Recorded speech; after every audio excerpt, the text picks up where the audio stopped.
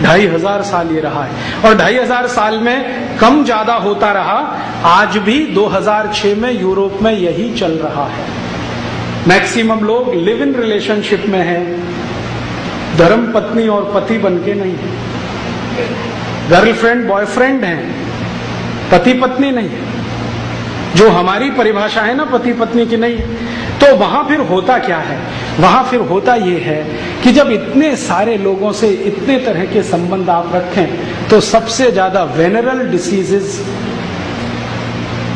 Sex जनित रोग सबसे ज्यादा इसी समाज में, सबसे ज्यादा।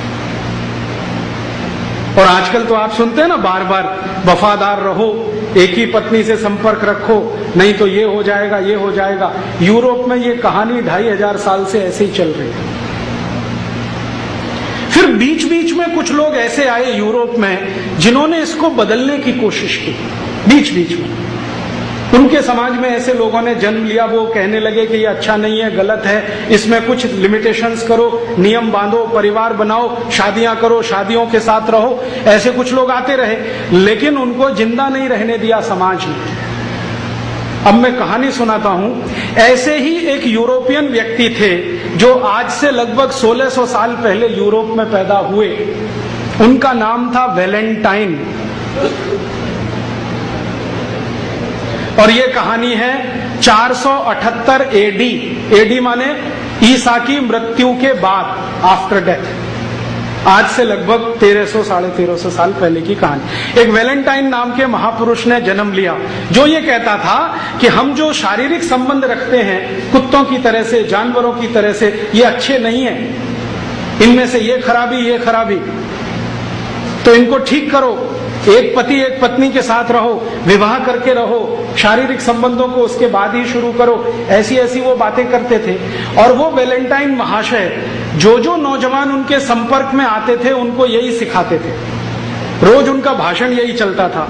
संयोग से वो चर्च के पादरी हो गए, तो चर्च में आने वाले हर आदमी को यही बोलते थे कि भाई शादी कर लो, तभी संबंध रखो, बिना शादी के संबंध मत रखो। तो कोई उनसे पूछता था कि आपको ये वायरस कहां से घुस गया, ये तो यूरोप में है नहीं कहीं। तो वो कहते थे कि आजकल मैं ईस्टर्न फिलॉसफी का अध्ययन कर रहा हूं, उसमें ये समझ में आ रहा है। ईस्ट समझते? ये ईस्ट माने भारत।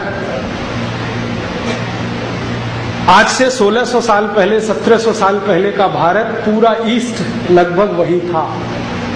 चीन में भारतीय सभ्यता, बुद्धिज्म, इंडोनेशिया मलेशिया में भारतीय सभ्यता, बुद्धिज्म, जितनी दूर तक नजर जाती है ईस्ट और फार ईस्ट में सब जगह भारत और भारत ही था।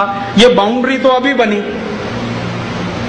तो वो कह रहे हैं कि मैं आजकल ईस्टर्न फिलॉसफी का अध्ययन कर रहा हूं और मुझे लगता है कि वो परफेक्ट है। उसी के लिए मैं चाहता हूं कि आप ये मानो। तो कुछ लोग मानते थे। तो वो वैलेंटाइन पता है क्या करते थे? चर्च में बच्चों की शादियां कराते थे। चर्च में बच्चों की शादियां कराते थे, और एक दो नहीं, उन्होंने सैकड़ों शादियां कराई। जिस समय ये वैलेंटाइन हुए उस समय रोम में एक राजा था, उसका नाम था क्लॉडियस। बड़ा राजा था, सम्राट है, चक्रवर्ती सम्राट। क्लॉडियस ने कहा कि ये जो आदमी है वैलेंटाइन, हमारी यूरोप की परंपरा को बिगाड़ रहा है। हम बिना शादी करके रहने वाले लोग, मौज मजे में डूबने वाले लोग, और ये सबको शादियां करवाता फिर रहा है। तो क्लॉडियस ने एक दिन आदेश दिया कि वैलेंटाइन को पकड़ के लाओ।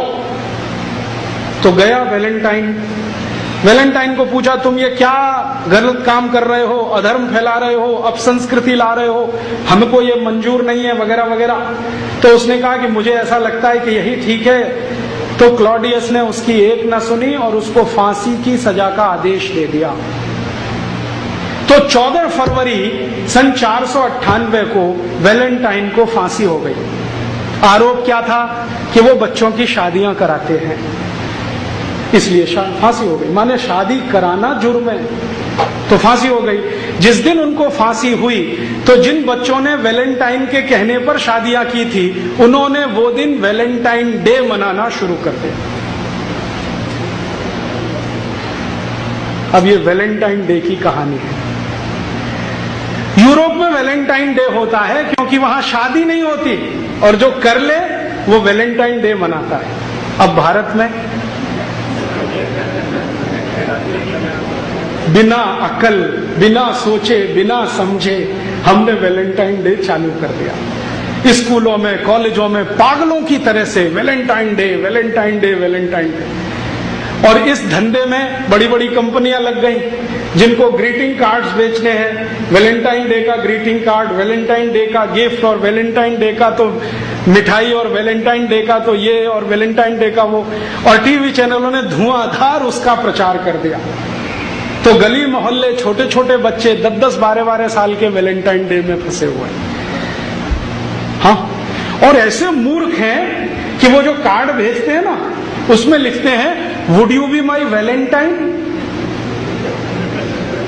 हाँ, इसका सही मतलब है कि आप मेरे साथ शादी करोगे। और वो एक को नहीं 10-10 को भेज देते हैं, 20-20 को भेज देते हैं, 25-25 को, would you be my Valentine. अभी मैं तो एक दिन तंग हो गया, परेशान हो गया। बंबई में मैं एक सज्जन के घर खाना खाने गया तो उनके घर में एक दादाजी हैं, दादाजी 65 साल के। उनको 25 ग्रीटिंग कार्ड आए हैं, लिखा हुआ would you be my Valentine. लिखने वाले कौन हैं? 15-20 साल के लड़के लड़कियां। वो दादाजी को वैलेंटाइन बना रहे हैं। मूर्खों को पता नहीं है कि वैलेंटाइन होता क्या है। बिना सोचे, बिना समझे ये जो हम लेते हैं ना, ये ऐसा नाश करता है। तो यूरोप की तकलीफ है, वहां शादियां नहीं होती हैं। शादी कराने वाला कोई पैदा हो जाए तो उसको फांसी हो जाती है।